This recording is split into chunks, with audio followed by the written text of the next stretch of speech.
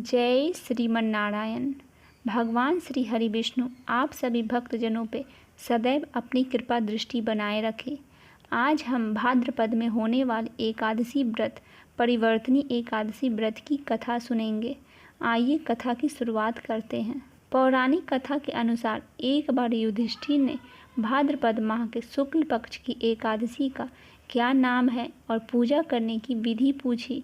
तब कृष्ण जी ने युधिष्ठिर को एक कथा सुनाई जिसे ब्रह्मा जी ने महात्मा नारद को कहा था। नारद ने ब्रह्मा जी से पूछा, विष्णु जी की आराधना के लिए मैं आपसे जानना चाहता हूँ कि भाद्र माह के शुक्ल पक्ष की एकादशी को कौन सी एकादशी की जाती है। ब्रह्मा जी ने कहा, आपने मुझे बड़ी उत्तम सा प्रश्न किया है। भादो माह के शुक्ल पक्ष की एकादशी को पदा एकादशी या परिवर्तनी एकादशी के नाम से जाना जाता है। उस दिन भगवान श्री हरि की पूजा की जाती है। सूर्यवंश में मानधाता नामक एक चक्रवर्ती सत्य प्रतीक और प्रतापी राजश्री राजा राज्य करते थे। उनके राज्य में अकाल नहीं पड़ता था, प्रजा को मानसिक चिंताएं भी नहीं सताती थी और व्याधियों का प्रकोप भी उन्हें नहीं सताता था। उनकी प्रजा निर्भय होकर आर्थिक रूप से बड़ी धनवान और समृद्ध थी। महाराज के कोष में केवल ईमानदारी से अर्जित की हुई धन था। उनके राज्य में समस्त वर्णों और आश्रमों के लोगों को कामधेनु के समान फल देने वाली उनके राज्यकाल में प्रजा का जीवन काफ़ी सुखमय था। एक बार किसी कर्म के फल भोग के कारण राजा के राज्य में 3 वर्ष तक बारिश नहीं हुई, जिससे भूख से पीड़ित होकर प्रजा नष्ट होने लगी। प्रजा महाराज के पास आकर कहने लगी, आपको प्रजा की बात सुननी चाहिए। जल में भगवान का निवास स्थान है, इसीलिए वे नारायण कहलाते हैं। नारायण स्वरूप भगवान विष्णु सर्वव्यापी है। वे ही मेघ स्वरूप होकर वर्षा करवाते हैं और वर्षा से अन्न पैदा होता है और अन्न में प्रजा जीवित रहती है।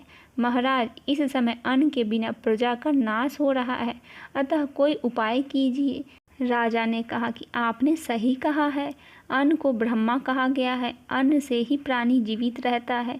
पुराणों में भी विस्तृत रूप से वर्णन किया गया है कि राजाओं को अत्याचारों से प्रजा को बचानी चाहिए, लेकिन जब मैं विचार करता हूँ तो मुझे इसमें मेरे कोई अपराध नज़र नहीं आता। फिर भी प्रजा के हित में मेरा पूरा प्रयास रहेगा। ऐसा निश्चय करके राजा मानधाता कुछ व्यक्ति के साथ लेकर भगवान को प्रणाम करने वन की ओर चल पड़े। वहाँ मुनियों और तपस्वियों से मिले। एक दिन उन्हें ब्रह्मपुत्र अंगिरा के दर्शन हुए। उनको देखते ही राजा ने दोनों हाथ जोड़कर मुनि के चरणों में प्रणाम किया। मुनि ने भी राजा को अभिनंदन स्वीकार किया। राजा ने प्रजा का हाल बताकर मुनि के स्वास्थ्य के बारे में पूछा।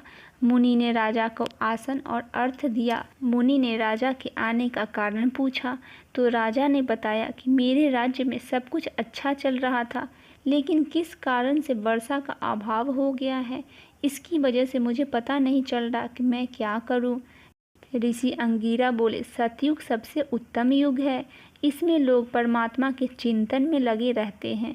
इस युग में केवल ब्राह्मण ही तपस्वी होते हैं, दूसरे लोग नहीं। तुम्हारे राज्य में एक शूद्र तपस्या करता है और इसके कारण वर्षा नहीं हो रही। तुम इसके प्रतिकार में यज्ञ करो, जिससे यह दोष शांत हो जाए। राजा ने कहा, मुनिवर, एक वह तपस्या में लगा है और उसका कोई अपराध भी नहीं है, इसीलिए मैं उसकी तपस्या अवरोध नहीं उत्पन्न करूँगा। आप दोष को शांत करने वाला किसी धर्म का उपदेश कीजिए। फिर ऋषि ने कहा कि ऐसी बात है तो एकादशी का व्रत करो।